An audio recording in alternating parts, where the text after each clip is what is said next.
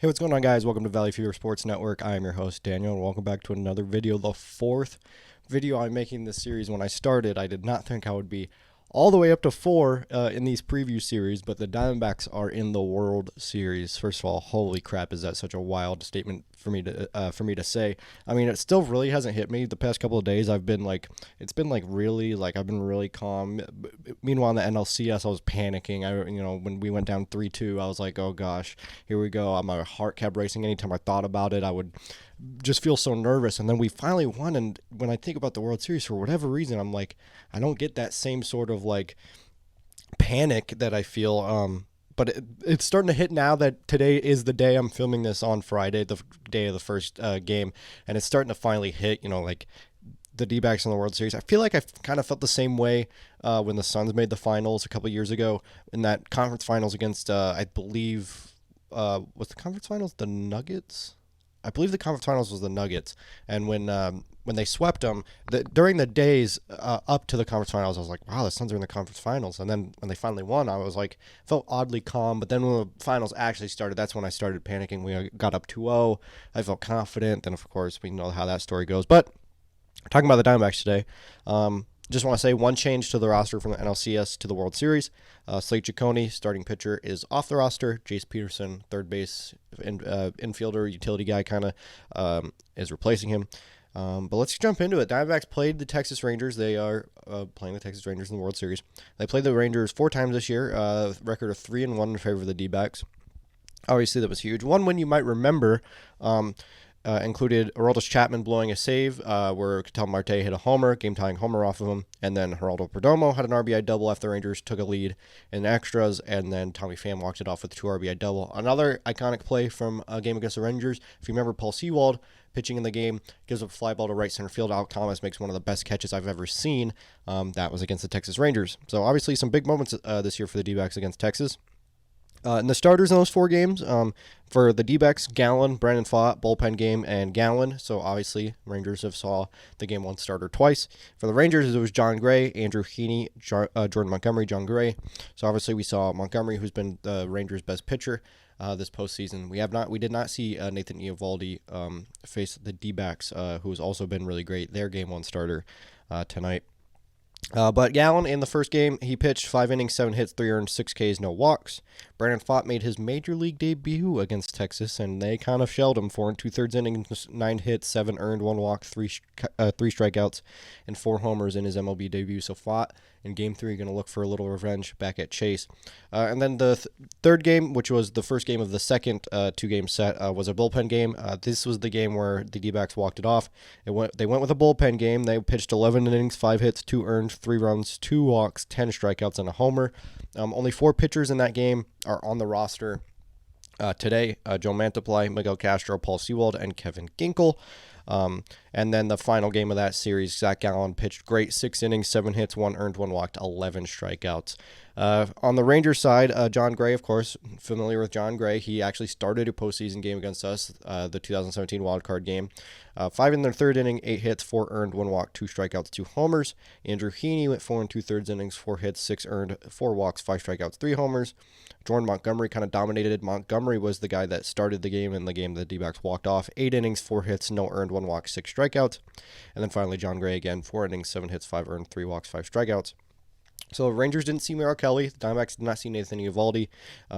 But for starters-wise, Andrew Heaney, I do project to start a game. It's either him or Dane Dunning, and then the other one will piggyback off each other. Diamondbacks saw Montgomery. He kind of dominated. Rangers saw Gallen twice. Gallen pitched good in the last game, pitched all right in the first game. And then Brandon Pfaadt, of course, got rocked in his MLB debut, gave up 4 homers. He's looking for some revenge. Like I said, projected starters. Gallen, Kelly, Pfaadt for 1 through 3, bullpen game for 4, and then 5, 6, 7, Gallen, Kelly, Pfaadt. That was actually announced by Torey Lovullo, of course. Things happen, so maybe that won't be the final one, but that's what Torey Lovullo said. And we only know the game 1 starter for the Rangers. We don't know 2 through 7, but I'm going to project that Eovaldi starts tonight, obviously, and then Montgomery 2, Max Scherzer game 3, Andrew Heaney or Dane Dunning game 4, and then Eovaldi, Montgomery, and Scherzer 5, 6, 7. So obviously, Max Scherzer, former Diamondback. pitching in the World Series against his team. I do think the D-backs had the advantage in the Game 3 department. Scherzer hasn't really pitched well this playoffs. Brandon Pfaadt, besides the game in Milwaukee, has pitched really great in this playoff, so hopefully that continues. And then we have some early coincidences. Of course, last time the Diamondbacks made the World Series and won was 2001. A lot of eerie coincidences between that year and this year. Of course, every World Series game this year takes place the same date as the 2001 World Series. So Game 1 was, what is today's date? October 27th. Game 1 of the 2001 World Series was October 27th. Game 2 was October 28th, and so on and so forth. So that's pretty eerie. George W. Bush throwing out the first pitch at the first road game of the series for the Diamondbacks. George W. Bush, former president, throwing the first pitch out in Game 1 tonight in Texas. And then, of course, in 2001, he threw out the first pitch in Game 3 after 9/11. The All-Star game was in Seattle in both 2001 and 2023. Diamondbacks had 2 All-Star starters in both years, their superstar outfielder, Luis Gonzalez and Corbin Carroll, and their ace starting pitcher, Randy Johnson and Zach Gallen. The opposing All-Star starter in both those games was the ace of the Yankees, Roger Clemens in 2001, Garrett Cole this year. And another eerie coincidence is, of course, we all remember the famous 2001 spring training clip of Randy Johnson throwing a pitch and hitting a bird. Zach Gallen did the same thing this year. I believe it was in Oakland, and it wasn't during a game, but it was during warm-ups, and they got video of him hitting the bird. So just some eerie coincidences all around. And I want to point out the bullpen in the NLCS real quick. Pitched absolutely fantastic, and even just if we look at all the postseason, Ryan Thompson, 10 2/3 innings, 8 strikeouts, has come in and done a lot of cleanup duty for the D-backs, and he's done well. Kevin Ginkel, 9 innings, 13 K, has been nothing short of dominant. Same with Paul Sewald, 8 innings, 11 strikeouts. So Thompson, Ginkel, and Sewald have been great. I do expect Sal Frank to pitch better this series. I think he needs to locate his pitches a little more. He's got to get them a little bit higher. A lot of his curveballs were in the dirt. I think if he can get them a little bit higher, not to hit the dirt, get guys to chase, that'll be huge. And then Walker and Gallen kind of struggled in the NLCS. Gallen was 0-2, 11 innings, 9 earned, 14 hits, 4 walks, 5 strikeouts, 5 homers given up by Gallen. It's absolutely atrocious. Of course, he did pitch good in Milwaukee. He pitched good in his game in LA, so hopefully he can bounce back for the World Series. And Christian Walker, 2 of 22, only 2 hits in the NLCS, one of them being a double. He had 2 RBIs, that first RBI in Game 7. 7 walks, 9 strikeouts for a .091 average, so obviously that sucks. And even Corbin Carroll kind of struggled through the series too, of course, until Game 7, where he had 3 hits and 2 stolen bases. Keys to win this series, bullpen has to stay hot. Of course, I talked about Thompson, Ginkel, and Sewald, but even Joe Mantiply's pitched great. He opened in Game 4 of the NLCS.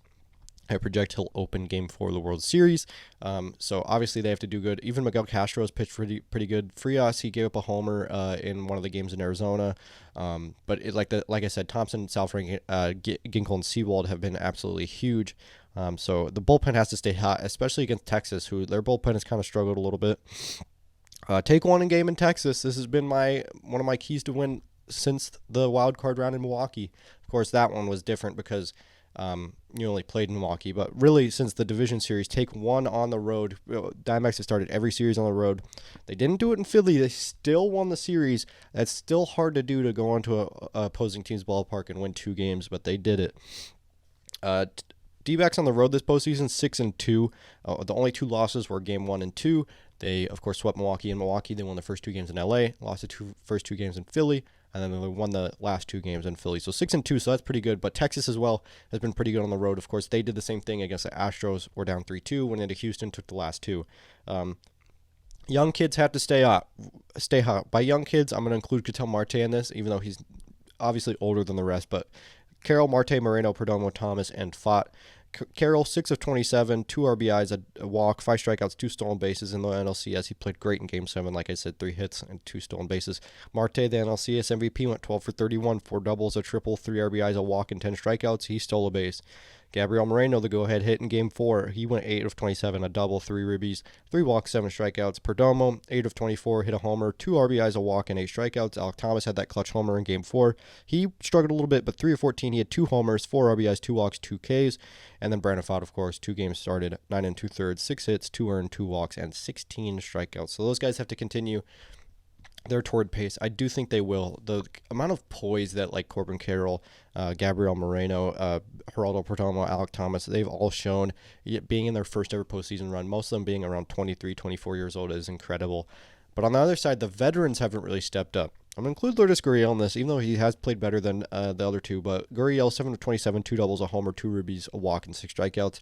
He started to heat up at the end of the NLCS, but early on he kind of struggled. The two main guys in this is Evan Longoria and Tommy Pham. Longoria, 2 of 19, a double, a ribby, 3 walks, 9 strikeouts. Tommy Pham, 2 of 20, a homer, a ribby, and no walks, 9 strikeouts. They have to play better. If the D-backs, not for a chance to win, but if they play better, it'd be absolutely great for the Diamondbacks. Of course, Longoria, 15 years since he last made the World Series. I think it's the longest gap for a position player to make the World Series.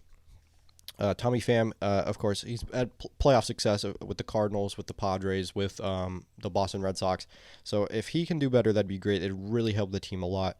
When it comes to the series, this is going to be a tough series. Texas is really good. Of course, they were 90 and 72 this year. They're pitching. Their top two guys, Montgomery and Nathan Eovaldi, they've pitched really great. It's kind of like the same situation as Philly, where Nolan Wheeler pitched really great. The Diamondbacks need Gallen to step up. Hopefully, Gallen and Kelly can be like that. And then if you had Brandon Pfaadt, that'd be great. Their offense has been great too. I mean, when you have guys like Adolis Garcia, who hit, I think, like 5 homers in the ALCS and 1 ALCS MVP, they have young guys as well. Evan Carter has been great. Josh Jung, Jonah Heim, Mitch Garver has provided some timely homers for that team. So it's going to be really tough. I think it's a really fun series. I think it's going to go 6 or 7. I think it's going to go back to Texas. But I think it's going to be a really fun series. And the Diamondbacks in the World Series, that's honestly incredible to say. But I hope you do enjoy this video. Make sure to drop a like and subscribe. Hit the notification bell. Check out my Twitter and website in the description. And go Diamondbacks.